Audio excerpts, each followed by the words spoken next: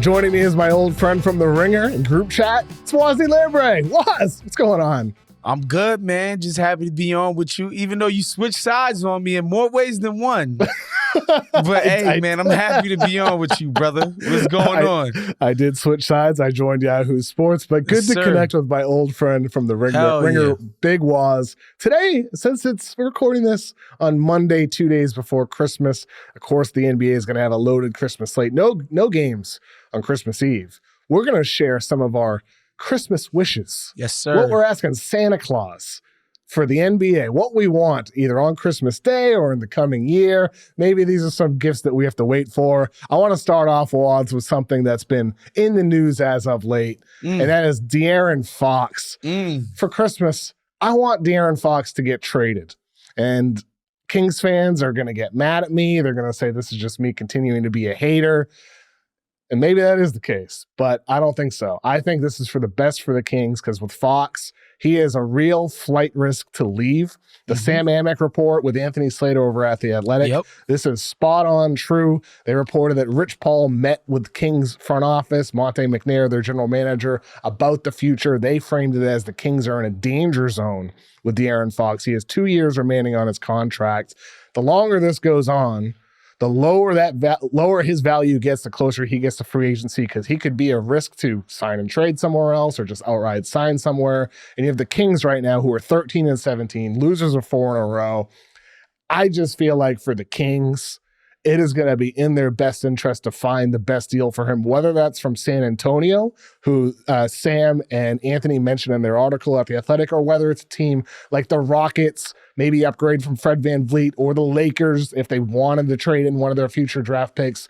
To me, investing in Devin Carter, their rookie point guard lottery pick who hasn't played yet, he's been out injured.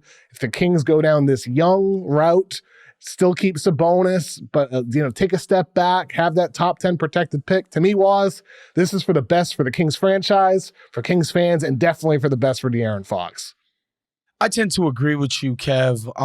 And it's not just that things aren't working as it stands. I just think it's been 8 years. He's been, a good soldier. He's justified where they picked him in the draft, the extensions that they've given him. I think this thing feels like it's run its course, right? When they traded Sabonis for Halliburton, it was the idea that they would have a new conception of what this nucleus would be.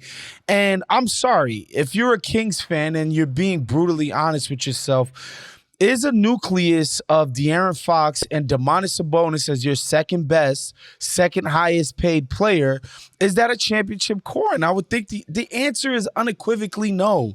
Like, Domantas Sabonis is a nice player, all-star borderline damn near every year. Clearly a nice guy, according to Netflix. Seems like a great family man and a good guy. But I don't think he is the cornerstone of a championship roster. That's just borne itself out. And if you're De'Aaron Fox, who is no longer some spring chicken. Like, this guy is 27 years old now. I know it's crazy to think because he got drafted at 19, but he's 27 now. This next contract in his 30s. Yes. This next deal is going to take him into the end of his prime. And so I understand why he's agitating to be in a more winning, championship contending situation, because in his whole career, he only had that Warriors series, which was great, by the way, fantastically competitive, amazing series 2 years ago. But that's the only taste of, basically the highest echelon of his profession that he's ever had. And even that was only in the first round. And so, bro, he's looking at a guy who's like, yo, I can see the back half of my career coming up here. I don't see why he shouldn't be agitating to do something else or to see something drastically change in Sacramento. Absolutely. I think that's spot on. And for him, like you said, 27 years old, next contract takes him into his early 30s. And Fox, look, he's a really, really good player. He's a high-level player. If I'm the Kings and he ends up staying on the team into next season and you're at the point where it's time to re-sign him, man, I don't know if I want to be paying him $50 million a year as Sacramento when you're just stuck in the middle. I'd rather keep investing. Like, well, it's actually going to to be closer to like 70 million. Sure. It's absurd. So it's just like, you drafted Devin Carter. What did you draft him for? You drafted Devin Carter because you believe in him. He's A, De'Aaron Fox insurance, and B, he's somebody that you can see is playing next to De'Aaron Fox. To me, I think like going that route just makes a hell of a lot more sense and getting whatever haul you can get from the Spurs or Rockets or whoever it is. Part of the calculation has to be, and Amick and Slater talked about this in their article, when, you know, last time when AD forced his way to the Lakers, he hired Rich Paul and Clutch and summarily ended up forcing his way out. And then the last time a team was sort of faced with the decision with like a star, actually a couple of times, Donovan Mitchell being one who they didn't mention, and Luka Doncic. I think the difference between Luka and AD, these are guys that played at MVP levels. You can understand why they might have been a panic of this guy walking away. I love De'Aaron Fox. I've actually gotten a chance to talk to him in the past. He's actually like a brilliant person, just extremely emotionally intelligent, self-aware guy, like just like an all-around incredible guy. However, he ain't no Luka Doncic. No. He ain't no Anthony Davis. So if you got to part ways, I don't think it's the end of the world for the Sacramento Kings if it comes down to that. Well, is he even a Donovan Mitchell? I don't think so. He hasn't been. In his career, he hasn't been. And guess what? These guys have made 5, 6, 7, 8, 9, 10 All-Stars in the case of AD, right? Like, there's no shame in not being those guys. One as a replacement. Yeah. Like, he wasn't even voted in or first choice. It's not the same. He's not that level player. And so I think for the Kings, if they can get a really good return from one of those teams, that's an appropriate path to go.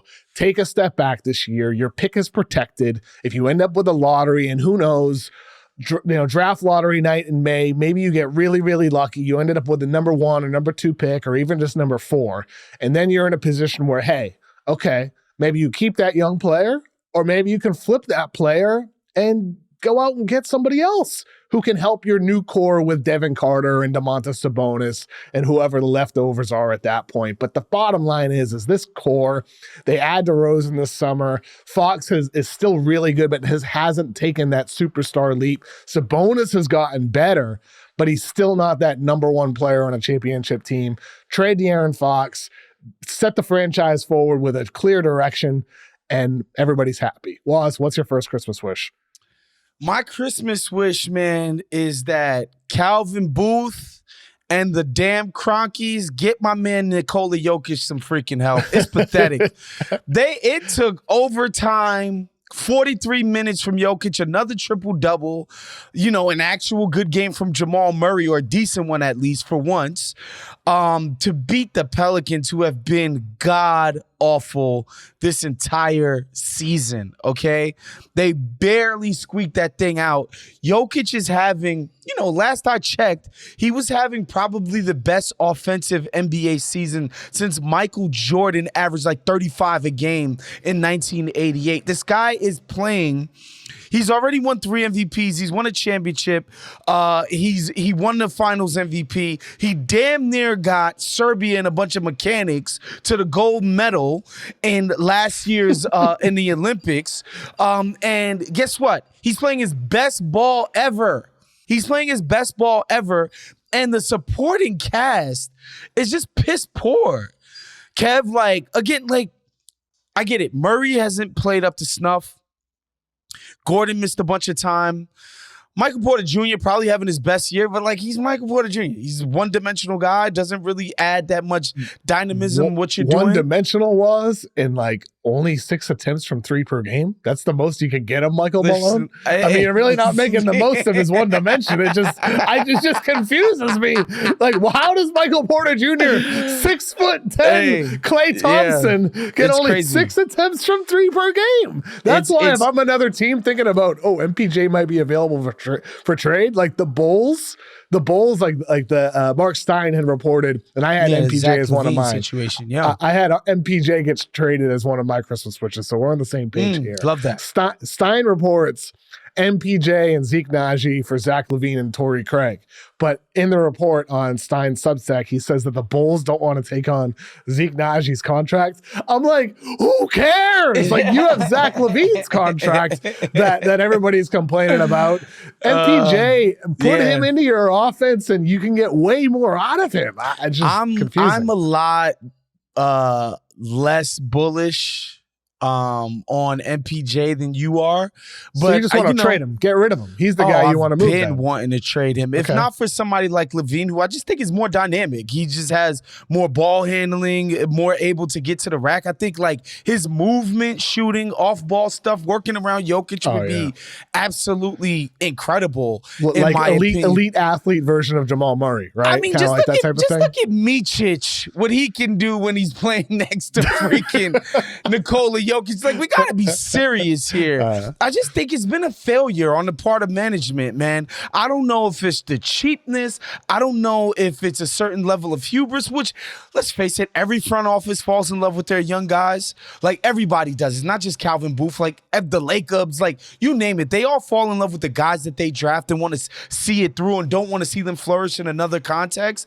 I just think the Nuggets, man, like, this idea that these young guys were going to step in and be credible rotation guys has blown up in their face. And I would like to just see them not waste the prime of a guy who I believe, I already thought Jokic was one of the greats, like top 15, whatever. Like, he was going to end up with the Duncans and all of these guys when it was all said and done. In my opinion, he's taking himself into the LeBron, Kareem, Jordan, Magic level. The way that he keeps continuing to play.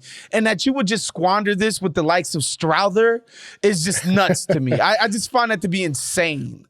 Well, when I reported on that Nugget story a little over a year ago now, and I remember this. You made a lot of waves with that story. Yeah, I mean, it's silly, but it was like 90 minutes with Calvin Booth and just talking about the future. And I wrote about it, about wanting to build a dynasty and something sustainable, and the need with this new collective bargaining agreement to have young players on cheap contracts producing for you.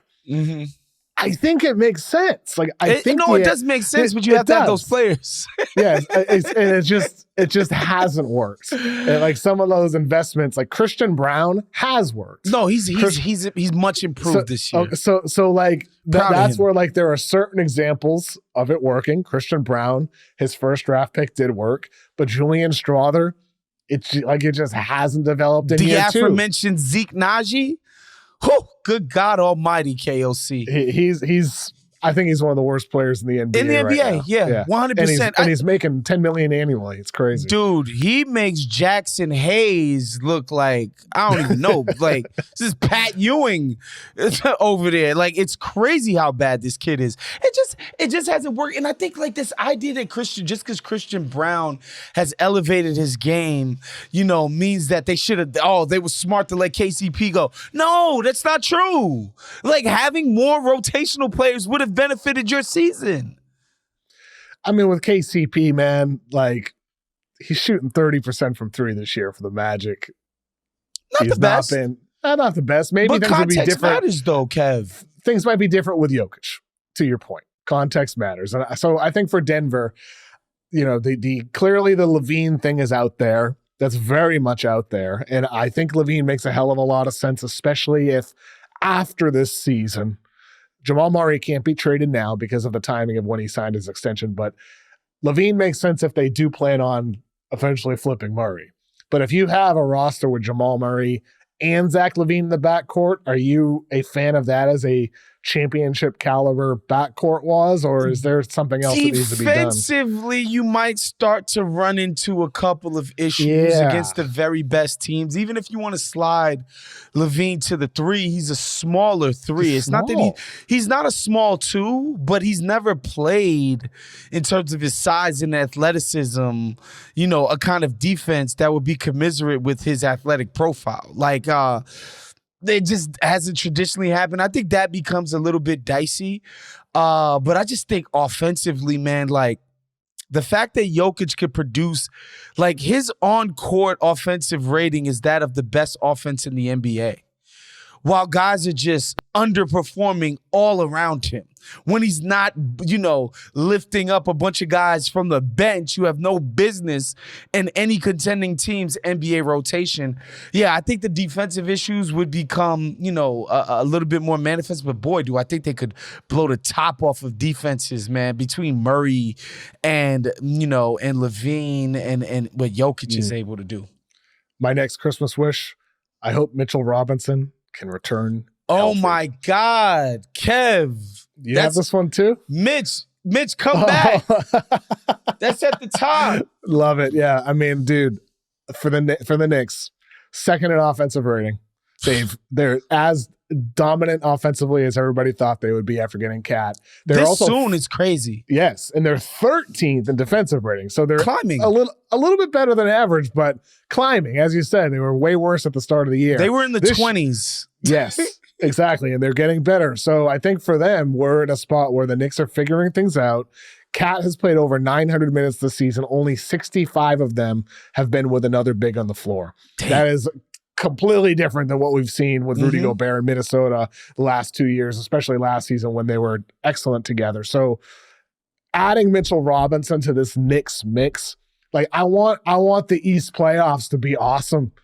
And I think having that too big look would be a big part of that equation. Going against Boston, going against Cleveland, maybe a healthy Philly team if they're able to, get out there.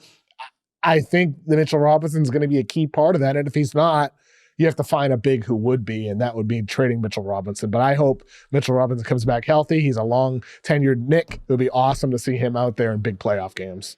Dude, the Mitchell Robinson. If we could get a version of the best Mitchell Robinson that we've seen for a Knicks playoff run, or just an extended regular season through the playoffs, it would just add such an incredible dynamic to this team that, as you've already mentioned, has become better on offense than we thought that they would this quickly. But what it does is first of all, Towns played in this too big system for 2 years with Rudy, last year being just amazingly fruitful and successful. Conference finals, the best season in Minnesota Timberwolves history was achieved with Towns playing the 4. And again, it's not as if you have to do this against every opponent, but it's important to have that dynamic. And people might be like, oh, why would you disrupt the second best offense in the league? Because now, yes, the spacing becomes a little bit cramped, but Mitchell Robinson, man, just bludgeoning people on the offensive boards, that's how you goose up that offensive efficiency when your spacing is a little bit more cramped, less three-point shooting. Now you're just bludgeoning guys with OG and Mikal Bridges and Towns and Mitchell. Now you're just like a huge physical team, more so than a finesse team that they are right now. I just think that component, man, is so badly missing. I just want to see it. What Mitchell Robinson could do with this new group. And yeah, Mikal Bridges, a lot of people were scared about the offense coming in. Brother, play some damn defense. What happened? What's your theory on his defense? Because Mikal Bridges used to be one of the best on-ball point of attack defenders in the NBA, and it's regressed in recent years. But this year with the Knicks, you'd think with that culture, it would be back to prime form. What's your theory on what's happened with him? I think it's a couple things. I think it's what happens to teams and players. When you develop a dominant offensive identity, you just start saying, defense is less important. We're going to outscore these guys.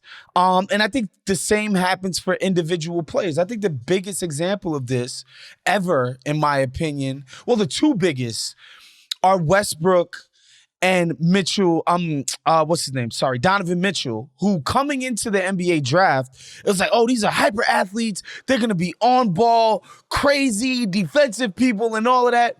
These dudes turned into 25 per game scores and said, defense is for other people. That's for them. That's for the help. I don't play this defense shit. For the help. And I think to a way lesser extent, this has happened with Mikal Bridges, where, the end of the Phoenix tenure, the Brooklyn tenure, he got the ball a little bit more. People start looking at him like, oh, maybe you are a number 2 kind of option. And I think his identity, the reason why he earned that incredible that contract in the first place, was being an all NBA type defender.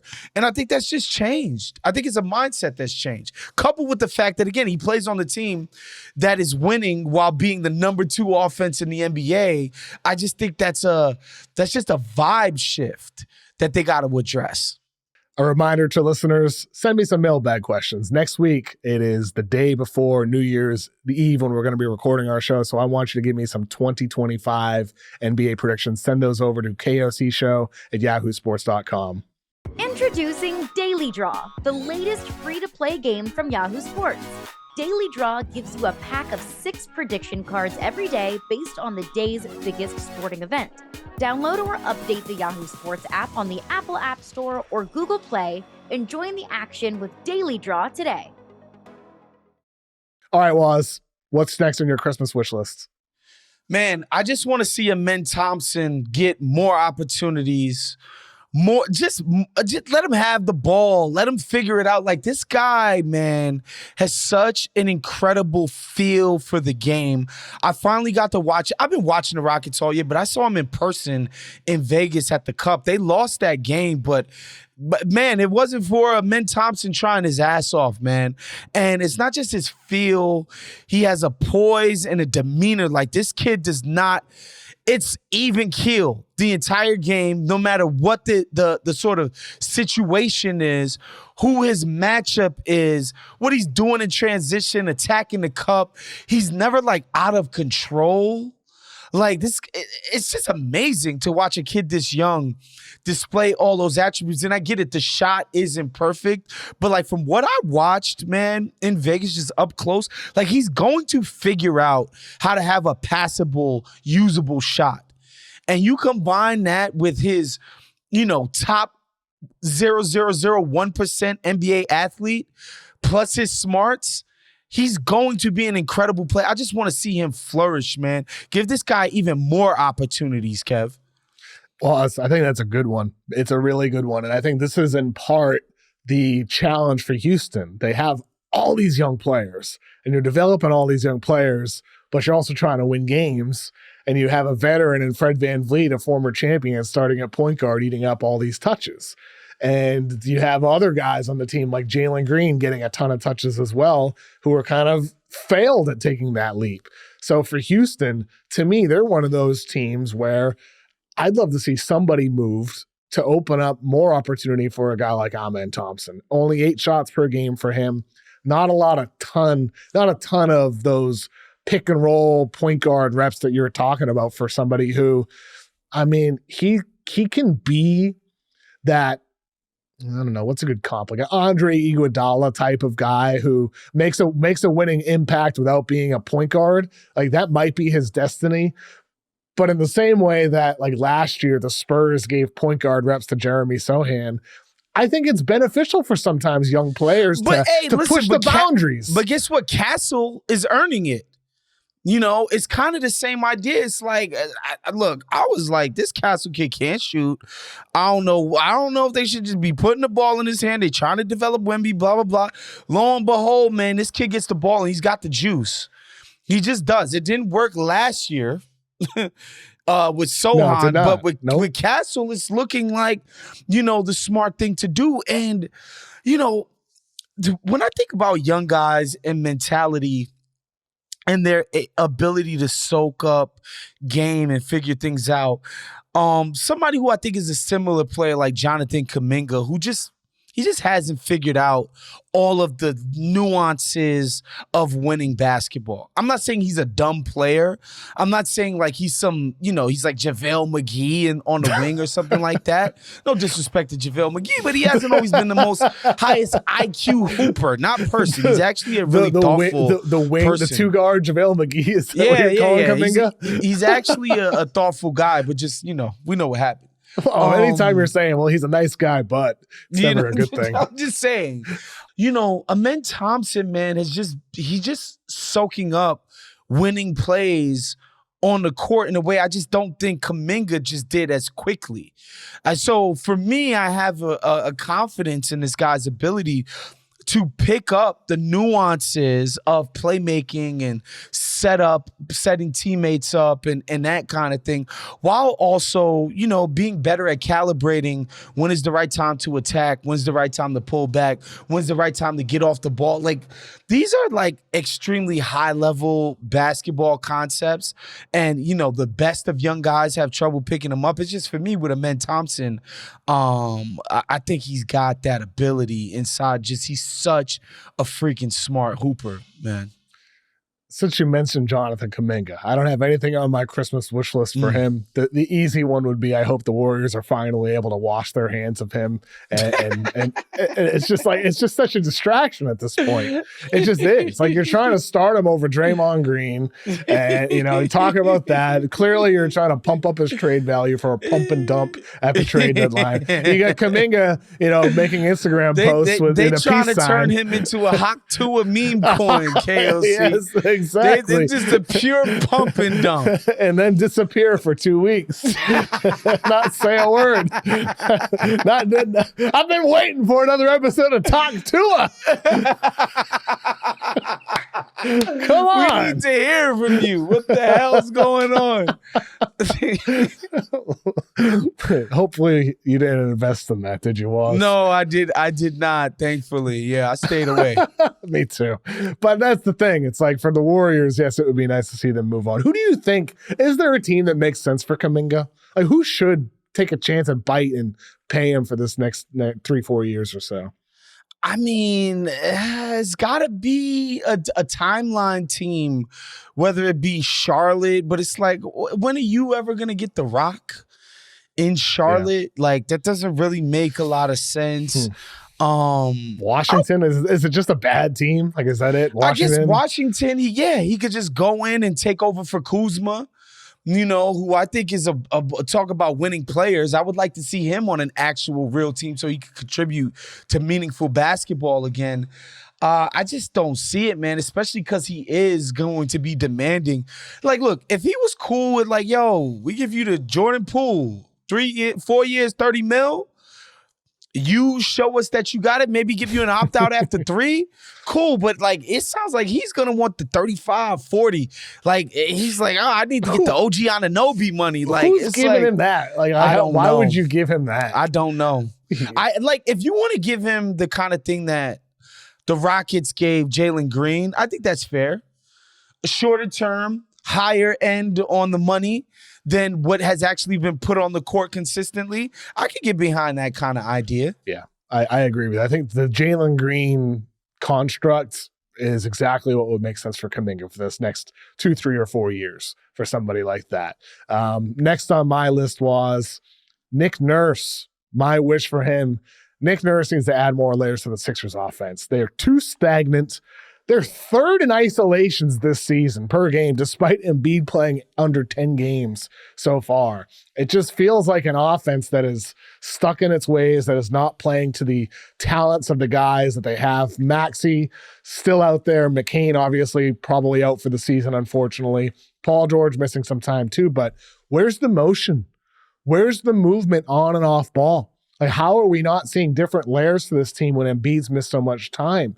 Save the isolations for when Embiid's playing. And even then, last year with Nick Nurse's first year as head coach, we did see more motion. Mm-hmm. Dude, so, like, where is some of that stuff? And that's my Christmas wish. I hope the Sixers bring that back, in addition to obviously staying healthy. I wonder, man, because last year was such a low expectation season. They came in with an ability to experiment and do new things because there was just the thinking that, look, the cupboard is bare, Harden is gone, Toby Harris has obviously been overpaid and overvalued forever.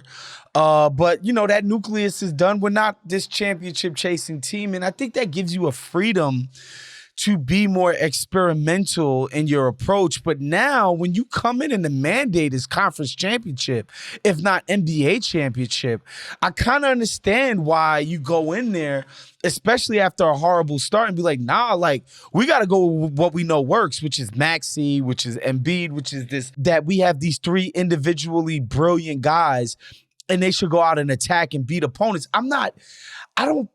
I don't necessarily think that isolations are just some horrible idea in and of themselves.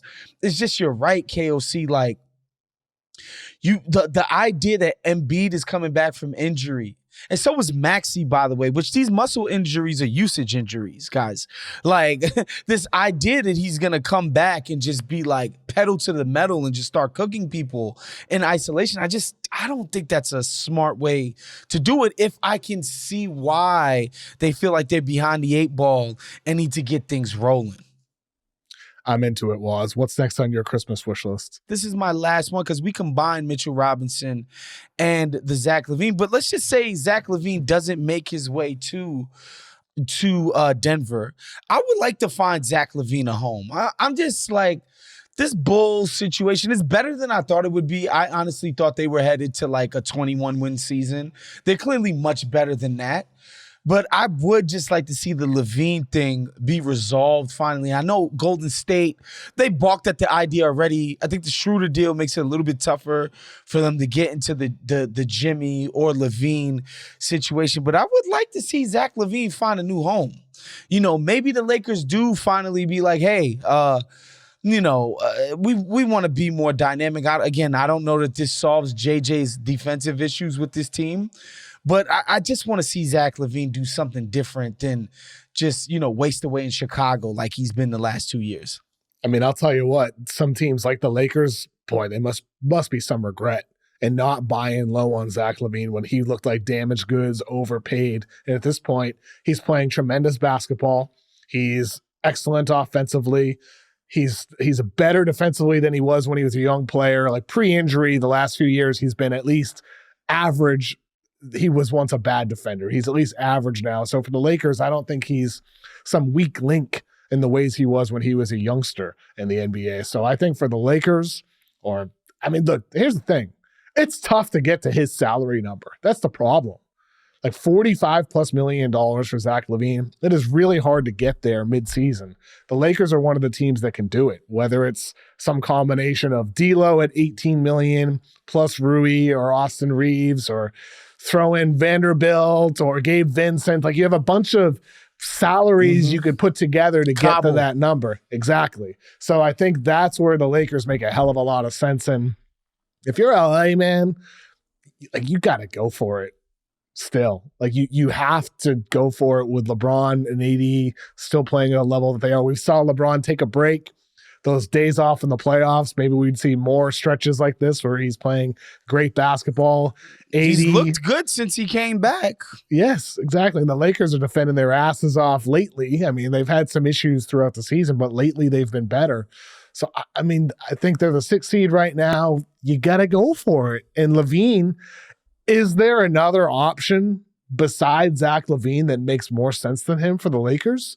Elite shooter, lob threat, can run pick and roll. Like, is there anybody else that's going to be on the market? I don't think Jimmy Butler makes more sense than Zach LaVine for the Lakers. Certainly not with LeBron and his shooting issues. Like, no. So, like, I don't know. Like, who would even make more sense?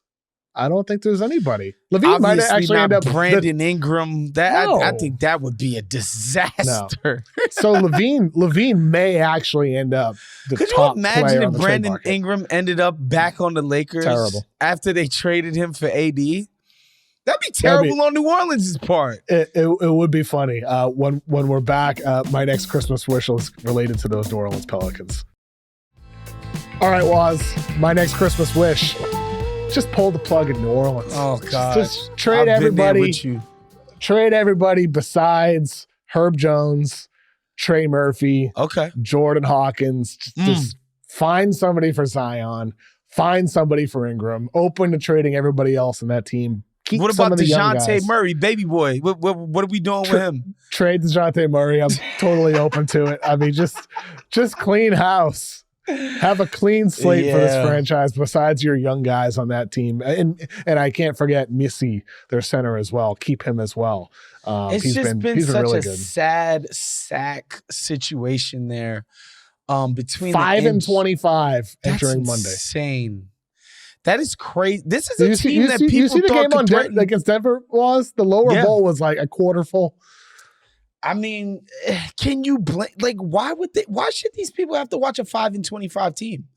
It's just been such a sad situation. But I wonder, Kev, like, what is the trade value of a Zion Williamson? His contract's not fully guaranteed, so that's pretty enticing in terms of getting a home run. What should New Orleans expect back in return for a guy who, when he plays, is an all-star, but who never plays and has a good, like, a team-friendly contract? What's the value in that?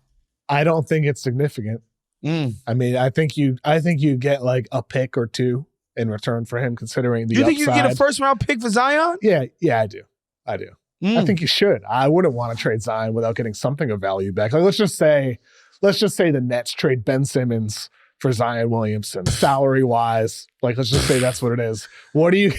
If I'm the Pelicans, I want more than salary relief of Ben Simmons. Insane. You know what I'm saying? It's not salary relief because I can myself release Yes. Zion with minimal hurt. So you need something. Yeah.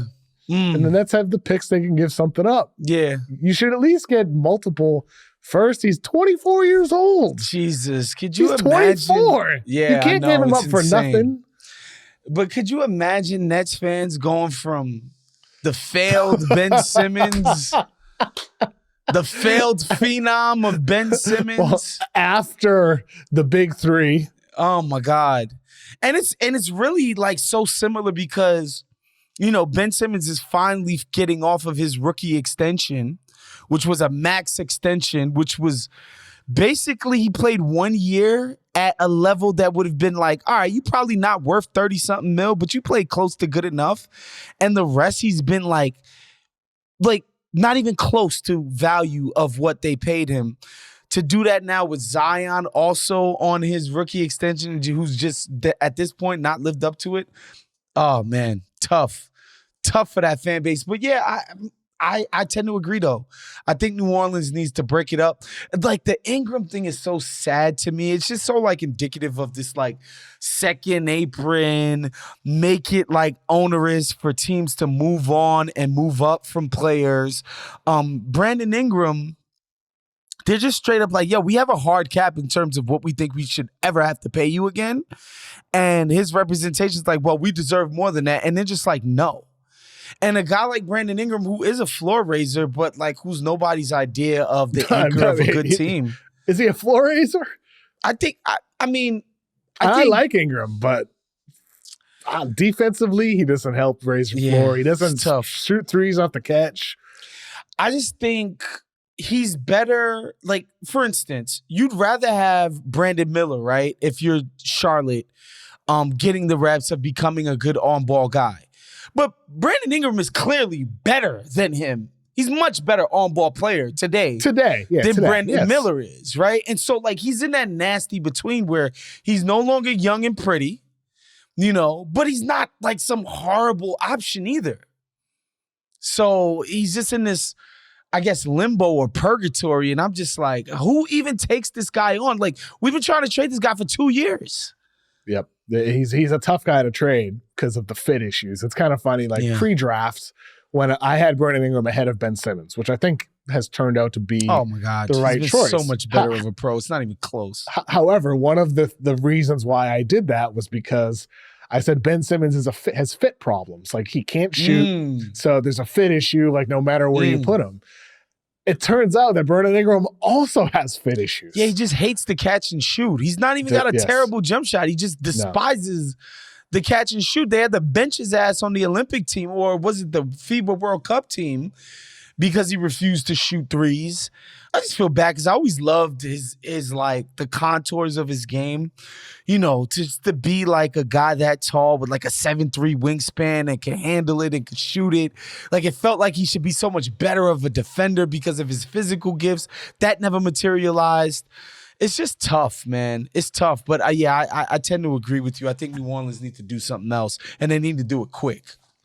I have a Christmas wish that can be granted on Christmas Day, Wos. Let's do it. And this is, I hope Victor Wembanyama has the best game of his career.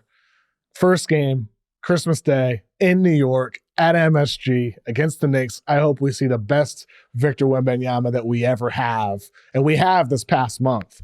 Over the last month, he's averaging 30 points, 10 rebounds, 5 assists, 4 blocks, shooting 38% from 3 on over 10 attempts from 3 per game. He has a quicker 3-point pace to the first 200 threes than Stephen Curry and Ray Allen, and Reggie Miller, and all these legends. I've seen y'all bandying that stat about. It's like, guys, let's please calm down. It's very era specific. It is. So, like, let's chill. But the point is taken. The shot is coming along, and that's a beautiful development for his game. So I hope we see Victor have the best game of his entire career on Christmas, Wos. Yeah, and I think, is that going to be in New York?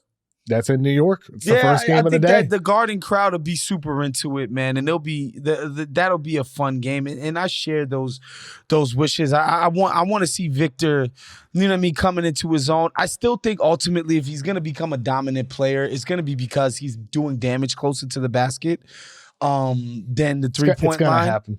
It's going to happen. He's got to get stronger and, you know, more like in terms of his footwork and, you know, keeping his ground and stuff like that. He's got to get better at that. But the 3-point shot finally happening is important. Because to me, what's going to make him unstoppable is like, all right, I get to 10 feet from the basket and nobody can stop me from turning around and shooting it over everybody. And it's going to happen. And that's when he'll truly be special. But again, to reiterate what you said, the shot going down is a beautiful development. It's going to happen, Wos. He's going to be unstoppable. He's going to have everything in his game. There's going to be nothing you can do to stop Victor Wembanyama when he's in his prime. That's what it's going to be. No, it's just true.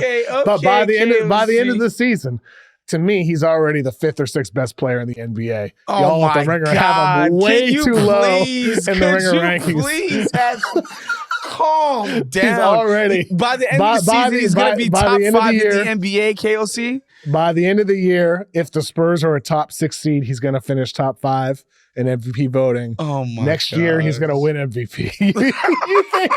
you think I'm nuts? Just you wait.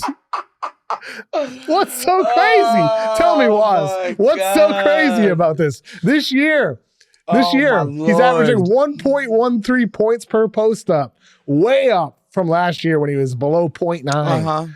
He's better on the post. He's better from 3. He's a better ball handler, a better passer. He's an even better defender. He's a better finisher at the rim this year, shooting over 80%, over 80% within 3 feet of the rim.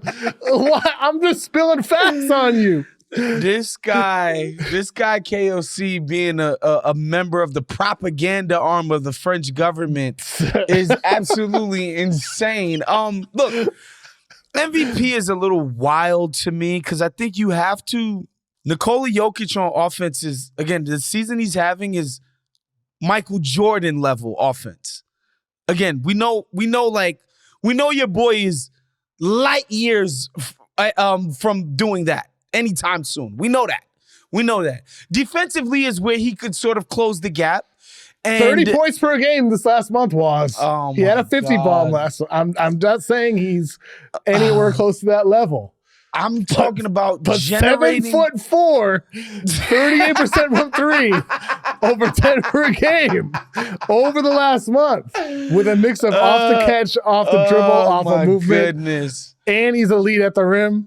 And he can pass. I'll be monitoring all of this, KOC. Victor is underrated. Relax. He's underrated. You are underrating him right in front of my face.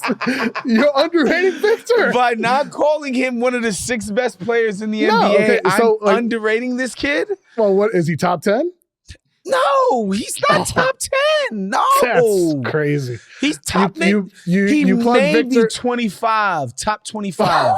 Oh my He's God. maybe right now top 25. You plug Victor Wembanyama on the Suns in place of Kevin Durant, they're a better team. Oh my God. Now he's better than KD? He is better than KD. He's a transformational. Let's talk about this. He's a transformational defender. Can we agree on that? Yes, he does give people problems on defense. So what are the Suns missing? They're really missing defense. They need a defensive presence. Especially at the big man position. So he helps there. Offensively, KD is magnificent. He is a better on-ball creator. They're not on the same planet. Victor. No, but Victor what? can. But if you change the way that team plays a bit, Victor becomes a lob guy for Booker and Beal. So he becomes a not spacer. primary scorer. We're acknowledging he's not the primary engine of any elite offense anytime soon. He is in part a creator. He's an offensive presence. When you're averaging 30 points per game, you can't not be a primary piece if you average 30.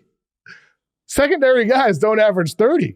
He is a primary piece. Jaren Jackson III is a better offensive player than him right now. It's wild. KOC. It's wild. He's a better offensive player than him right now. You know why? There's no way. Because he can actually score 3 feet from the basket. That's why. He can do that against people. He can bully guys that are smaller than him. Actually out-physical guys and play like a center right now. I'm not saying Wembanyama will never get there. He's in his second year in the league, but he's not a top 6 MVP candidate. Let's please just pump your brakes. And this is the thing. He's having a great stretch, and young players will have great stretches. What separates you is the consistency of doing it every night. And even dominating when the jump shot isn't falling and your teammates are bricking threes and still finding a way. Like, it's fine. Like, he's going to probably make the all-star team this year. Like, he's on his way. He ain't there yet. You need to relax, KOC. You really need to relax. You'll catch up with me soon enough. Love it. Two last things. Alex Caruso signed an extension with the Oklahoma City Thunder. There was a mailbag question from Jacob related to the Thunder. Jacob said, I hope Presti doesn't repeat the mistakes of the past and we take full advantage of our current position to both assets and talents. What do you think Oklahoma City is going to end up doing here, Wos? Do you expect Presti to be making moves? He just re-signs Caruso. What do you see coming? I mean, even if they make moves, I think it would have to be – it's going to be on the Boston variety in the sense that they're going to be able to do it for 2 years and then it becomes – completely and utterly financially just a non-starter, right? Because Boston is a team that is way richer than OKC, and everybody knows they can't continue to pay every single starter top dollar at their position and continue this thing rolling. I think OKC is waiting for their moment to strike the right trade that takes them to what Boston has now, which is just utterly dominant when all their players play and they're completely keyed into that game. And so, I think even for 2 years, that would be amazing for their fans. I think they're just patiently waiting for the right veteran, the right fit, the perfect fit to unlock things the way, let's face it, going out and getting Al Horford again, making the Derek White deal, bringing Kristaps in, getting like Brad Stevens has just been magnificent in terms of, all right, we're already in the conference finals every year, getting to the finals, yada, yada, yada. How do we improve upon that, make the right kind of deals? I think that's what they're trying to do. But they have to wait for these opportunities to present themselves in the market. They're not going to just force their way into, like, what are they going to, like, Brandon Ingram? Like, what are they really doing in terms of high quality veteran to bring in there? I think Presti Smart, I've kind of quit doubting Presti and his wisdom on this. Like, to be his handicap financially as he is by his cheap-ass ownership group, and to continue to make the moves that he does and keep this team, like, every single time, like, just these guys on the cusp of, a championship-level quality team, I would say that the patience is warranted, guys. I think the patience was warranted last year. I think this year I'd like to see him make a move. What kind of move, though? Cam Johnson from Brooklyn. Cam Johnson. That's low-hanging fruit. They could go out and do that. Yes, for sure. Somebody who adds some shooting, who, isn't a big splash acquisition by any means. Because that's the thing, too. I think the playoffs showed, like, these Case and Wallace and Wiggins and, the other Jalen Williams, like, you can't count on these guys to make shots in big spots. They're not those kind of shooters. And so I think you are right. They do need more consistent shooting on the roster for sure. Even a Lou Dort, who I love, who's made himself into a respectable shooter, this idea that you're going to go into a playoff series and be cool with him taking 10, 11 threes a game, I don't think that makes sense. And so, yeah, you're probably right about that. Okay, so Cam Johnson, just to throw a couple more names at you. How about go over the top to New Orleans for Herb Jones? Like, all reports have been that New Orleans doesn't want to trade Herb Jones. Would you go over the top with 2 or 3 firsts for Herb? I don't understand why you need Herb Jones if you've already got Caruso and you Herb need bigger, man. 6'9" to 6'4", 6'5". I guess that's fair. Their wings. Get the size. And again, if the spacing is going to matter, I just don't think the defense on the wings are the main problem. I think it's going to still be interior defense as much as Hartenstein has helped. And shooting. I think those continue to be the weaknesses. Their wing defense, I think, is fine because Shea gets after people. J-Dub gets after people. Obviously, Caruso gets after people. Dort gets after people. Like, these guys are pretty stout in that regard. I think Herb Jones might be a bit of an extravagance, but, man, like, putting Herb Jones next to Shea and J-Dub would be pretty monstrous in terms of harassing opposing ball handlers. A team like Boston, who I think is most susceptible to something like ball pressure, getting ball pressure, bigger guys on a Derek White, who, God bless him, love him. He's not like some ball handling maven. Neither is Drew Holiday. If you're looking ahead to a potential finals matchup. But yeah, that is what you got to think about. You do have to think about that finals matchup. The worst idea. It turns out KOC has some decent ideas after all. I redeemed myself, Wos. Wos, thanks for joining me tonight, man. Appreciate it, dude. Anytime, my boy. Proud of you, man, and what you guys are doing over here with the show. Obviously we miss you on the other side, but hey, man, continued success, brother. Thank you, man. Where can people find your stuff? Big Wos on every single social media platform, including Blue Sky. I'm on there too now. And make sure you listen to anybody Group else Chat. There? Is it still rocking? Hey, I'll say this, man. The followers, unless they got some crazy bot program, which I don't think it is. I think it is like people the followers been flowing over there, and I get pretty decent engagement on the stuff that I'm doing. So there are people actually using it specifically to, geek out on the NBA. So I'm, not mad at that. And yeah, make sure you guys listen to Group Chat on the Ringer NBA podcast feed. Good stuff. Wos, always great talking basketball with you, man. Kev, my boy, appreciate you. Thanks to Wos for joining me on today's episode of the Kevin O'Connor Show. Please give us a like or a subscribe. It really does help out the show. Thanks to Stone for producing. And Merry Christmas, everybody. Enjoy the games. NBA Christmas is always a great event. We have a really good slate, even though Giannis doesn't like it. I'm very much looking forward to it. Hope you enjoy the games. Talk to you later in the week.